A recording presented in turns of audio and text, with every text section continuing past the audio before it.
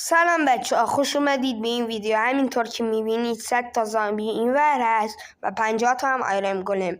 میخوایم ببینیم کدومشون برنده میشن. قبل از اینکه بینشون رو باز کنیم لایک و ساب رو بکوبید. هدفمونم 100 سابسکرایبه بچه ها. بریم ببینیم کدومشون برنده میشه. دوا سر مربا.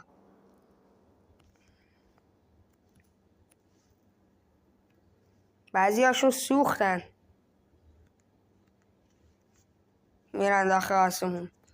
اینجا رو بذار ببندم. خب حالا دیگه نمیسوزید. بعضی هاشون هم آرمور دادن بهشون بچه ها. یکیشون آرمور ندرایتی دستشونه. چرا اینا دوا کشید. بکش بینشونو بیشتر باز کنم.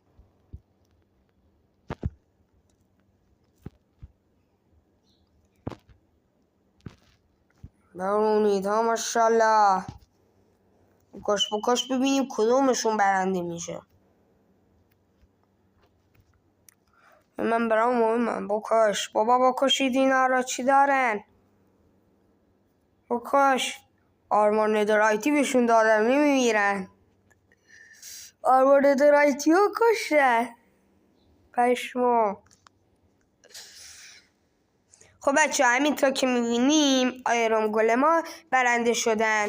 خب بچه ها، لایک و ساب فراموش نشه بچه ها. سابسکرایب هم کنید که یا 50 تایی بشم یا 100 تایی بشم بچه ها. دوستتون دارم. خداحافظ. بعضی شبا چه شد و روش بیدار، بعضی شبا دم پنجره صدا توپق میاد.